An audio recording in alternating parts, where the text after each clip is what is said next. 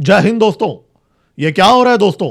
मालदीव जैसी छुटमुट देश Chagos island पे कब्जा कर रहा है। मुइज़ू ने चागोस आइलैंड के जो नॉर्दर्न आइलैंड्स हैं उस पे क्लेम कर लिया है, वहां पे शिप्स भेज दिए हैं। ये उस टाइम पे होता है जब डोनाल्ड ट्रंप धमकी देता है। तो यहां पे क्या चल रहा है इंडियन ओशन में, भारत के नेबरहुड में?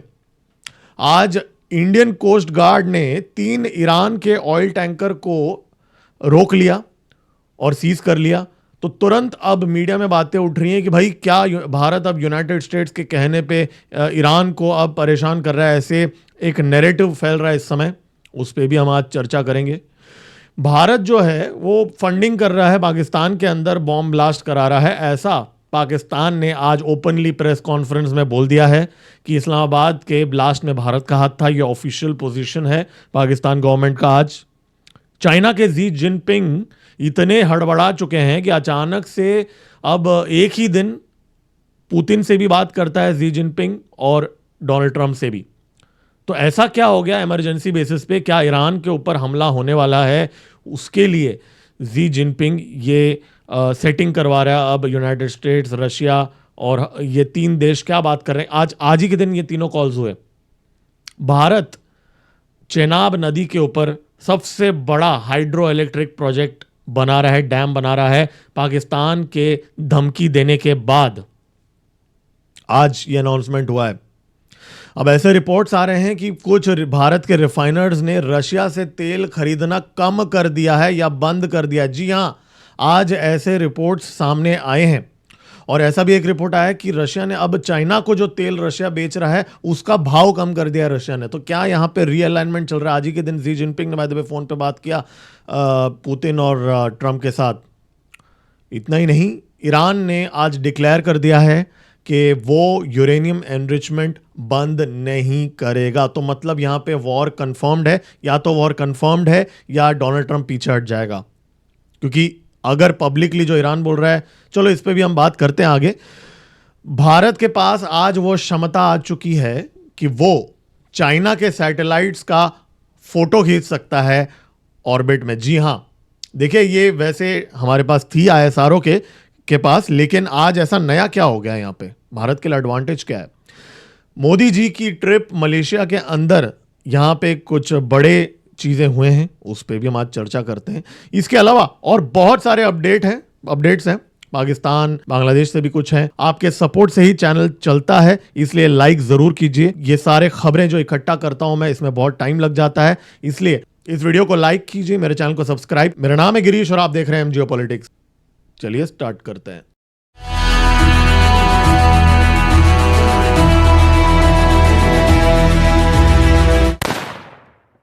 भाई हम चिकन स्नैक लेने की बातें करते रहते हैं। यहाँ मालदीव जो है उसने चुपचाप जाके नॉर्दर्न चागोस के वाटर्स पे अपना एक जहाज भेज के क्लेम कर लिया है कि भाई ये मेरा एरिया है ये। जी हाँ, law international tribunal for the law of the sea का जो वर्डिक्ट था उसको चैलेंज कर दिया है मुइज़ू ने। और ये उस टाइम पे होता है जब डोनाल्ड ट्रंप ने अभी जस्ट 3 दिन पहले पोस्ट किया था ट्रुथ सोशल में कि अगर यूएस के इंटरेस्ट को चागोस आइलैंड में कुछ भी अगर ये प्रॉब्लम होता है तो वो इन्वेड कर देगा और मिलिट्री एक्शन लेगा। तो क्या यहाँ पे मालदीव चाइना के कहने पे ये हरकतें कर रहा है? क्योंकि भाई मुइज़ू के पास इतनी हिम्मत, अगर कुछ तो बैकिंग होना चाहिए उसका कि वो ये सब चीज़ें कर रहा है यहाँ पे। तो यहाँ पे जो लोग नए हैं उनको फटाफट बता दूं, ये देखिए ये मालदीव है, ये चागोस आइलैंड है। चागोस आइलैंड का जो कंट्रोल है अभी यूके ने मॉरिशस को दिया है। मॉरिशस में पूरा भारत का दबदबा है, पूरा मॉरिशस भारत चलाता है। और अब मालदीव जो है वो बोल रहा है मॉरिशस जो है उसका कोई हक नहीं बनता ये आइलैंड्स का, क्योंकि ये जो आइलैंड्स है ये मालदीव से ज़्यादा नज़दीक है। मॉरिशस से 2000 किलोमीटर दूर है, मालदीव से मात्र 800 किलोमीटर दूर है। इनफैक्ट मालदीव के उसका ये मानना है कि उसके एक्सक्लूसिव इकोनॉमिक जोन में भी आता है ये टेरिटरीज। तो यहाँ पे मालदीव मॉरिशस से झगड़ा कर रहा है और मॉरिशस भारत से क्लोज है, भारत ही कंट्रोल करता है। मतलब हमारे जो आईपीएस ऑफिसर्स ही चलाते हैं मॉरिशस गवर्नमेंट को। तो मालदीव का डिस्प्यूट मॉरिशस से है और यूएस और यूके यहाँ पे मिलिट्री बेस ऑपरेट कर रहे हैं। डोनाल्ड ट्रंप ने कहा है कि भैया यूके को क्रिटिसाइज किया है कि आपने मॉरिशस को दिया क्यों ये आइलैंड। और अभी मिलिट्री बेस 99 इयर्स का लीज है, लेकिन उसके आसपास के आइलैंड में अगर कोई चाइना या कोई और देश आता है तो डोनाल्ड ट्रंप ने बोला कि मैं मिलिट्री एक्शन लूंगा। तो यहाँ पे मोहम्मद मुइज़ू जो है ये गेम खेल रहा है, इस पे हम बाद में डिटेल में चर्चा करेंगे। तो भारत, चाइना और यूएस का पावर गेम यहाँ पे चल रहा है। देखिए, आज भारत के नेवी के कोस्ट गार्ड ने 3 ईरान के वेसल, ऑयल वेसल्स को सीज कर लिया है मुंबई के जस्ट थोड़ा बाहर अरेबियन सी में। तो तुरंत भारत के अंदर बहुत सारे लोगों ने बोला जी, ये देखिए जी, भारत ने घुटने टेक दिए यूनाइटेड स्टेट्स के सामने। अब यूएस के कहने पे भारत ईरान का तेल का वेसल को सीज कर रहा है यहाँ पे। लेकिन इंडियन नेवी ने क्लैरिफाई किया है, कोस्ट गार्ड ने क्लैरिफाई किया है कि देखिए, ये जो 3 वेसल्स हैं ये स्मगलिंग कर रहे थे। मतलब जो ड्यूटी होता है ना, देखिए ऑयल पे ड्यूटी तो लगता है ना, तो ड्यूटी को बचाने के लिए ये लोग क्या कर रहे थे कि ये वेसल को बीच में रुका रहे थे अरेबियन सी में, और छोटे छोटे जो बोट्स थे उनमें वो ये वेसल के पास जाके वहाँ से ये तेल लेके छुप छुपा के ऑयल की स्मगलिंग कर रहे थे। और भारत के कर्नाटका के अंदर, महाराष्ट्र के अंदर अलग अलग पॉइंट्स में माना जा रहा है एज ऑफ नाउ, ये जो अंडर इन्वेस्टिगेशन है एज ऑफ नाउ, वहाँ पे ये वेसल से जाके डॉक करके वो ऑयल लेके स्मगलिंग कर रहे थे। तो यहाँ पे स्मगलिंग का काम चल रहा था, इसके लिए भारत ने ये एक्शन लिया। तो यहाँ पे यूएस का कहने का एंगल का कोई ऐसा सर्टेनिटी नहीं है कि भैया यूएस के कहने पे ये चीज़ हो रहा है। और ये 100 नॉटिकल माइल्स मुंबई से उस लोकेशन पे हुआ है। पाकिस्तान ने आज ऑफिशियली प्रेस कॉन्फ्रेंस में डिक्लेयर कर दिया है, एटलीस्ट क्लेम किया है, दावा किया है कि भाई भारत ने स्पॉन्सर किया है इस्लामाबाद का जो ब्लास्ट है। ये इंडिया ने, भारत मास्टरमाइंड और जो फैसिलिटेटर्स हैं वो इस ब्लास्ट के, वो अफगानिस्तान के अंदर थे, लेकिन उनको पैसे जो हैं वो भारत ने दिया। ऐसा जो नकवी जो है इंटीरियर मिनिस्टर इनका, बाय द वे ये क्रिकेट भी हैंडल करता है, तो इसने बोला है कि भैया ये भारत ने कराया। देखिए, इसको रिलेटेड उन लोगों ने, कुछ लोगों को पाकिस्तान ने अरेस्ट किया, और वो खुद ये बात बोल रहा है कि जो टेररिस्ट थे वो दैश से लिंक थे, मतलब इस्लामिक स्टेट से लिंक थे, और भारत पैसे दे रहा। भाई अगर इस्लामिक स्टेट से लिंक्ड है तो भारत कैसे पैसे दे रहा है? कॉमन सेंस वाली बात है ना। तो उसका दावा यह है कि भारत उनको टारगेट्स दे रहा है कि कहाँ कहाँ जाके किस किस को हिट करना है, और बोल रहा है भाई एक दिन पूरे दुनिया को पता चल जाएगा भारत कैसे टेरर का हब है। और उसने ये भी कहा कि भाई अगर 100 अटैक प्लान होता है, 99 हम रोक लेते हैं, एक रह जाता है। तो कहीं ना कहीं ये दिल्ली ब्लास्ट की याद दिला दिया, जो भारत के अंदर भी हम ये बोलते थे कि भाई 100 में से 99 रोक लेते हैं हम। तो आज पाकिस्तान को थोड़ा समझ रहा है कि यहाँ पे क्या चीज़ कैसे होता है। लेकिन यहाँ पे एक बहुत ही अजीब सी चीज़ हुई। यहाँ पे प्रेस कॉन्फ्रेंस में एक जर्नलिस्ट ने इसको पूछा कि भाई 20 साल पहले ऐसा होता था कि पाकिस्तान में अगर धमाका होता था तो दिल्ली में भी धमाका हो जाता था उसके बाद में, क्या इस बार ऐसा होगा? तो ये थोड़ा हंसने लगा कैमरा के सामने, जी हाँ, थोड़ा सा गिगल करने लगा, और उसके बाद में बोला कि नहीं, हाँ अभी तो पाकिस्तान खुद जवाब देता है, देखो ऑपरेशन सिंदूर में कैसे हमने जवाब दिया। तो यहाँ पे पाकिस्तानियों को पता है कि वो खुद टेररिज्म फैलाते हैं। ये काम वहाँ के जर्नलिस्ट ने बाकायदा प्रेस कॉन्फ्रेंस में पूछने की हिम्मत की है। तो ऐसे डबल फेस्ड लोग हैं ये। देखिए, आज जी जिनपिंग ने एक ही दिन में पुतिन से भी फ़ोन पे बात किया और ट्रंप से भी। डेढ़ घंटे का कॉल था, 90 मिनट्स का कॉल था ट्रंप के साथ और पुतिन के साथ भी। और यहाँ पे तीनों देश क्या बातें कर रहे हैं। देखिए, इस समय ईरान के ऊपर हमला ऑलमोस्ट ऐसा माना जा रहा है कि कंफर्म्ड ही है, एक तरफ से टाइम की बात है। तो सबसे बड़ा झटका चाइना को लगा है। ऑलरेडी वियतनाम से जो तेल लेता था चाइना, वो ब्लॉक हो चुका है। लेकिन हालांकि ट्रंप बोल रहा है कि वो बेचेगा चाइना को भी तेल, वेनेजुला का, वो अलग बात है, महंगे में बेचेगा तो भी महंगे में बेचेगा। और बेसिकली चाइना की डिपेंडेंसी यहाँ पे इस समय ट्रंप के ऊपर भी आ गई है, क्योंकि भैया ट्रंप अभी वेनेजुला का ऑयल कंट्रोल कर रहा है। अगर ट्रंप ने ईरान के ऊपर कुछ एक्शन लिया और वहाँ पे ईरान का जो कंट्रोल है, रेजिम चेंज हो जाता है या कुछ हो जाता है, तो भैया चाइना फिर वेनेजुला से भी तेल नहीं खरीद पाएगा, ईरान से भी नहीं खरीद पाएगा जो अभी वो भारी मात्रा में लेता है। फिर उसके पास ऑप्शंस बहुत कम हो जाएंगे। फिर उसके पास रशिया और सऊदी अरेबिया और यूएई कुछ बहुत कम ऑप्शंस हो जाएंगे। और इराक तो यूएस ही कंट्रोल करता है एक तरफ से, और कहीं ना कहीं सऊदी और यूएई का भी इन्फ्लुएंस यूएस तो रखता ही है। तो चाइना यहाँ पे सबसे बड़ा लॉस उसका हो रहा है, ये ईरान के क्राइसिस के अंदर भी यहाँ पे। तो जी जिनपिंग कहीं ना कहीं मांडवली करने की कोशिश कर रहा है कि भैया रशिया यूक्रेन वॉर थोड़ा शांत हो जाए, ईरान थोड़ा शांत हो जाए, या तीनों देश मिलके कुछ और बातें कर रहे हैं, ये हम अटकल ही लगाया जा सकता है पूरी दुनिया में, क्योंकि ऑफिशियल स्टेटमेंट यहाँ पे रिलीज नहीं की गई। लेकिन आपका जानना बहुत ज़रूरी है कि ये कॉन्वर्जेशन हुई थी। दोस्तों अभी तक आप ये वीडियो देख रहे हैं, इसका मतलब आपके टाइम का कुछ तो वैल्यू ऐड हो रहा है, राइट? इसलिए एक लाइक तो बनता है। देखिए, आज Sawalkot hydro electric power project dam जो है भारत ने बनाने का डिसीजन ले लिया है चेनाब नदी में, जम्मू एंड कश्मीर में। ये 5,129 करोड़ का वर्थ का प्रोजेक्ट है, छोटा मोटा प्रोजेक्ट नहीं है। और माना जा रहा है कि ये उधमपुर और रामबन डिस्ट्रिक्ट जो है वहाँ पे ये पड़ता है, जम्मू एंड कश्मीर का, और माना जा रहा है कि वो एरिया का ये सबसे बड़ा डैम होगा ये। और ये उस टाइम पे होता है जब पाकिस्तान यूनाइटेड नेशंस में, इनफैक्ट वर्ल्ड बैंक का चीफ भी अभी पाकिस्तान में ही था, सबको लॉबी कर रहा है कि भारत का इंडस वाटर ट्रीटी जो भारत ने एबेंस पे रखा है वो गलत है। देखिए, लेकिन यहाँ पे मैं आपको बता दूं, अभी का जो ट्रीटी वैसे हमने एबेंस पे रखा है, लेकिन उस कॉन्ट्रैक्ट के अंदर लिखा है, ट्रीटी के अंदर लिखा हुआ है कि Bharat run of the river projects कर सकता है। तो भारत कोई गलत काम वैसे नहीं कर रहा है अगर देखा जाएगा तो। और ये जो सवालकोट डैम जो है 8-9 साल में बन जाएगा, लेकिन कुछ डैम्स तो अगले 1 साल में इनॉग्रेट होने वाले हैं। दुलहस्ती जो है ये अप्रूव हो चुका था पिछले साल, राइट?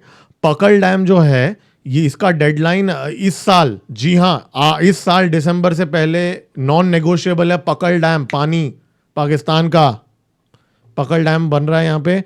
वैसे ये रन ऑफ द रिवर है, लेकिन हमारे पास कंट्रोल आ जाएगा रोकने का अगर हम बनाएंगे। वो करेंगे नहीं करेंगे वो अलग बात है।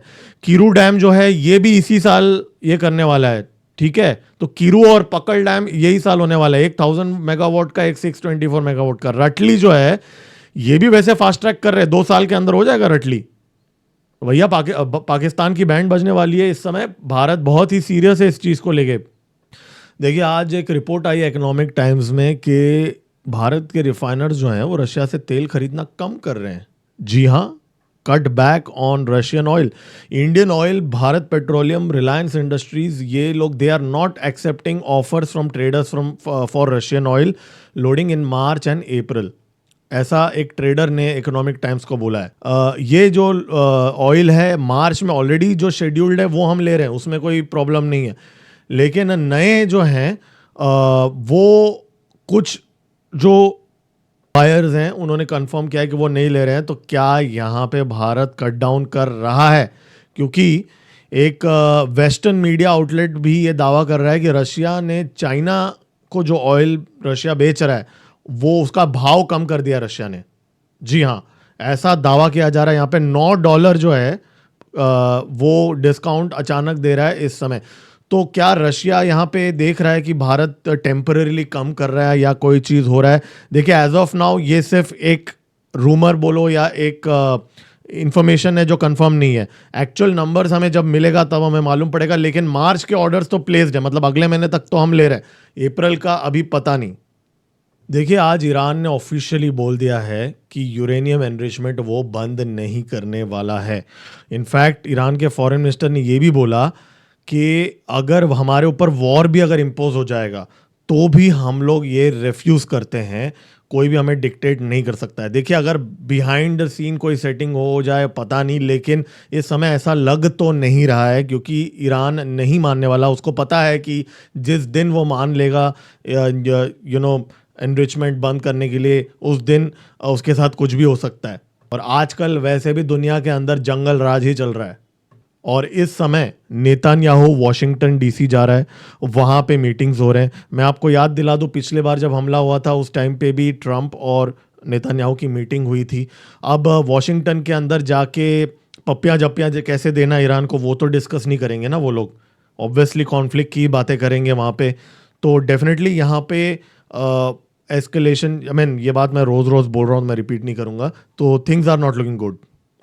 देखिए, भारत के लिए आज एक गुड न्यूज़ है। अब भारत के का एक प्राइवेट सेक्टर स्टार्टअप जो है उसने एक ISS जो इंटरनेशनल स्पेस स्टेशन है उसका फ़ोटो खींचा। ठीक है, स्पेसशिप से। अब आप बोलोगे भाई ये तो उसमें फोटो तो खींचा है, उसमें क्या बड़ी बात है। तो अजिस्ता स्पेस जो है इसने, देखिए क्या होता है ना, यहाँ पे मूविंग 27,000 किलोमीटर्स पर आवर की स्पीड से मूव होते हैं ये। तो मूविंग आईएसएस भी मूव हो रहा है और इनका जो सैटेलाइट है ये भी मूव हो रहा है। तो उतने स्पीड में मूव होते हुए इलेक्ट्रो ऑप्टिकल कैमरा सिस्टम के द्वारा, सेंसर के द्वारा फोटो खींचने की टेक्नोलॉजी इतना कोई ईजी नहीं है। और अगर आप बोलोगे भाई आईएसआरओ ने तो मार्स से फोटो भेज दिया था, तो इसमें कौन सी बड़ी बात है, हमारे ऑर्बिट में ही फोटो खींचना। देखिए मार्स में फोटो खींचना वो स्टेशनरी होता है, यहाँ पे ये मूविंग है। आईएसआरओ के पास ये कैपेबिलिटी है वैसे, लेकिन कभी बनाया नहीं है ये चीज़, क्योंकि for whatever reason publicly at least disclose नहीं किया है। तो अब चाइना का जो सैटेलाइट है या यूनाइटेड स्टेट्स का जो सैटेलाइट है उसके ऑप्टिकल इमेजरी अब भारत खींच सकता है, वो कैपेबिलिटी हमारे पास है।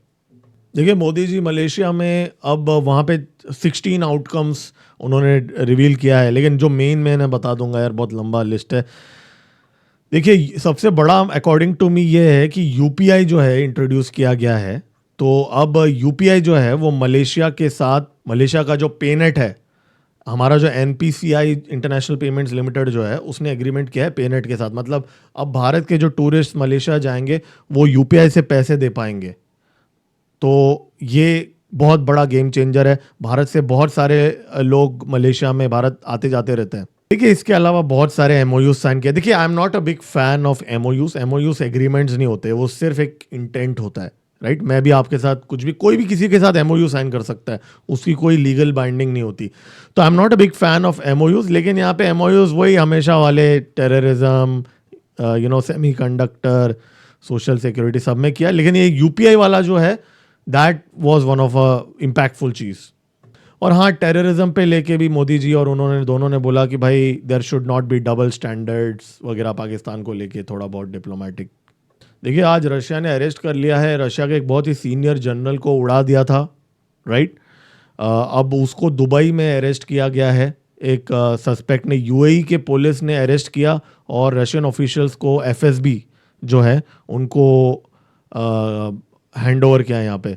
और ये जो बंदा है माना जा रहा था कि ये यूक्रेन के लिए काम कर रहा है, और एक सीनियर रशियन इंटेलिजेंस ऑफिशियल का, वो भी क्रेमलिन से सिर्फ 12 किलोमीटर दूर वो मरा है। ऐसा नहीं है कि कोई दूर जगह पे मरा है। तो ये अभी भी यहाँ पे ऑपरेशंस चल रहे हैं, सैबोटेज ऑपरेशंस। देखिए रशिया की बात करें, एक छोटा सा अपडेट है। इंडियन स्टूडेंट्स को वहाँ पे आज अटैक कर दिया, वहाँ पे बहुत सारे इंजर हो गए। यहाँ पे एक नाजी ग्रुप था, बैंड नाजी ग्रुप था, उसने बहुत सारे इंडियन मेडिकल यूनिवर्सिटी के स्टूडेंट्स को वहाँ पे चाकू से मार दिया और वो एडमिट है आज।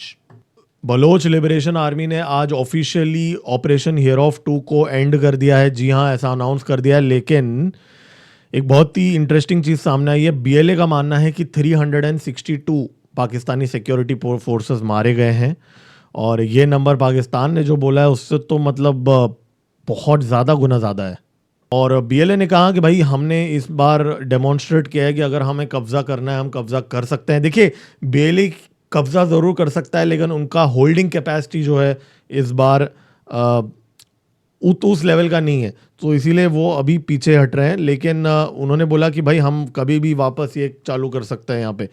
तो बहुत लोगों का देखिए ये मानना है, आई मीन कि ये बीएलए को इंटेलिजेंस मोसाद ने प्रोवाइड किया है और पाकिस्तान को मैसेज देना था यहाँ पे, क्योंकि पाकिस्तान डबल गेम खेल रहा है। तो देखिए थियरीज तो बहुत सारे हैं बीएलए को लेके। पाकिस्तान तो बोलता है भाई रा करा रहा है, भारत करा रहा है, सब कुछ।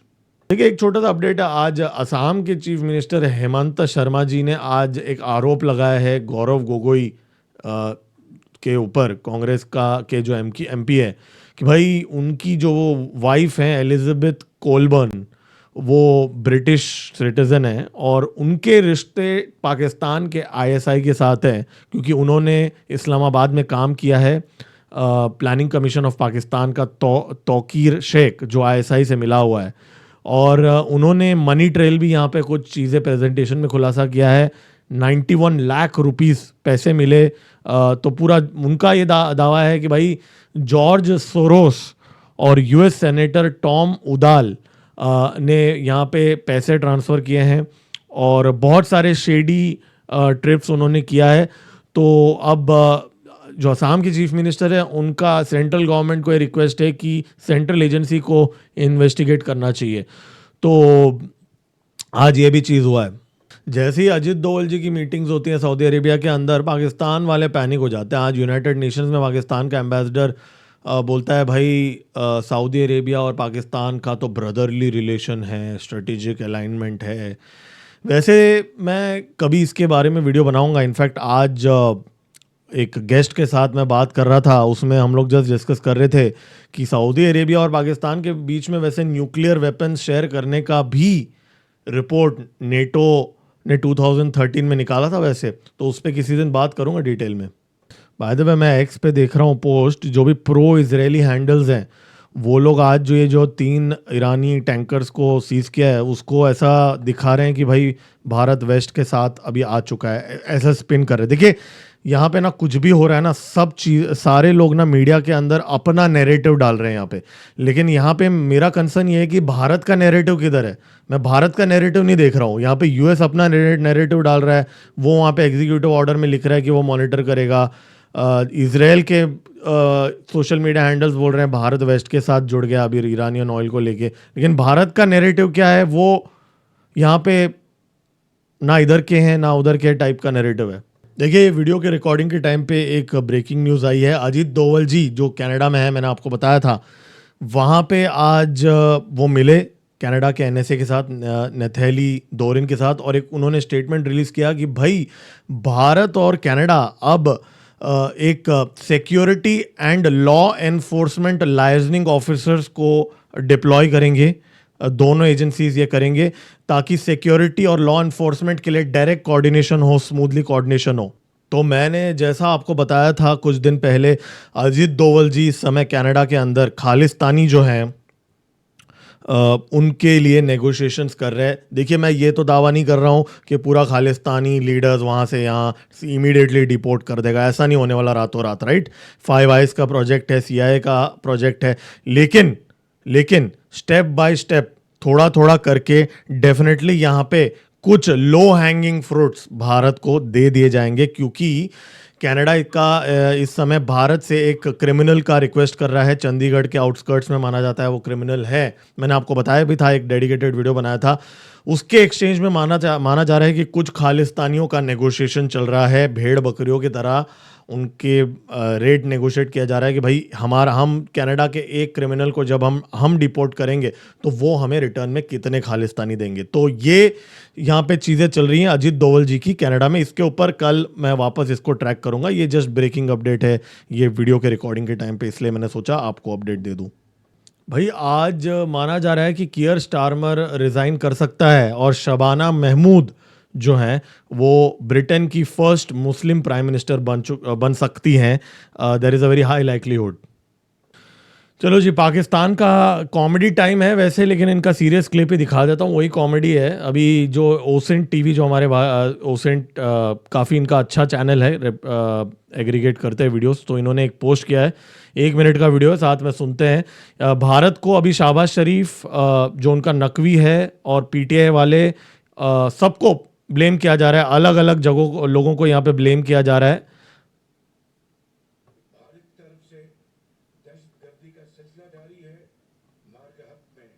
जिल्लत में शिकस्त खाने के बाद चीज के जरिए भारत की तरफ से दहशतगर्दी का सिलसिला जारी है। मार के हक में जिल्लत में शिकस्त खाने के बाद भारत अपनी प्रॉक्सीज के जरिए पाकिस्तान में दहशतगर्दी दोबारा तेज कर रहा है। उन्होंने अपनी आवाज़ ना उठाई।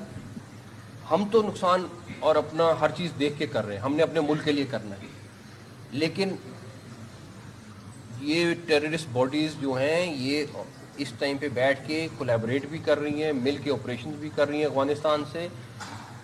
ये दुनिया खुद देख ले कि इसका नुकसान कहाँ पे होगा, और अल्लाह ना करे ये जंग कहीं और चली गई, किसी और जगह पहुँच गई, तो इसका नुकसान कितना होगा, ये दुनिया ने एवेल्यूएट करना है।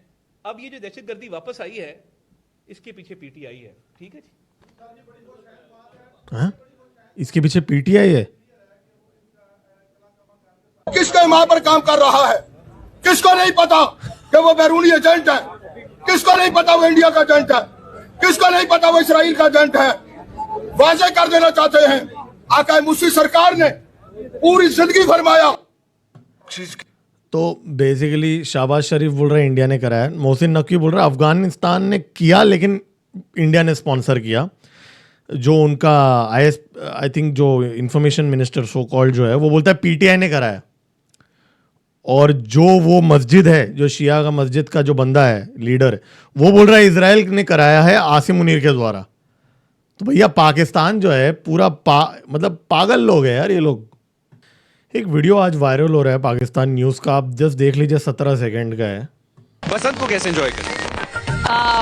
It's a very good event for everyone, but to be very honest, अंदर से क्योंकि मैं वीडियो देखी इस्लामाबाद की तो मैं थोड़ी अंदर से हिल गई हूँ because was celebrating the sun yesterday. Mubashar come back to us. Mubashar के ऑडियो में कोई इशू है और हमारे पास बातें बहुत हैं तो यहाँ पे DGISPR ने पाकिस्तान के न्यूज़ चैनल्स को बोल के रखा हुआ है, ऐसा माना जा रहा है कि जो ब्लास्ट के बारे में कोई बात ही नहीं करना चाहिए। तो वहाँ पे बसंत फेस्टिवल सेलिब्रेट किया जा रहा है।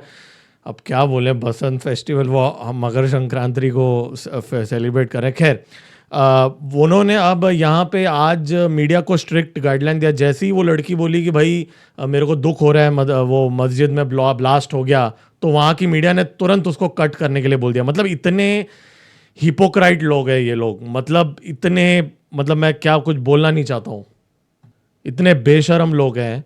इतने 100 लोग से ज़्यादा मर गए, वहाँ पे लाशें चल रही हैं। और जो बंदा पकड़ा, आई मीन जो रिस्पॉन्सिबल था, मतलब जो मर गया, जो रिस्पॉन्सिबल था वो एक्चुअली पेशावर का था। तो दोस्तों ये थे आज के अपडेट्स।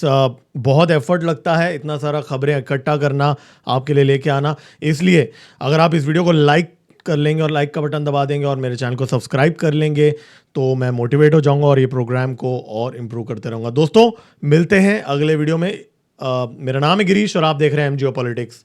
जय हिंद, भारत माता की जय।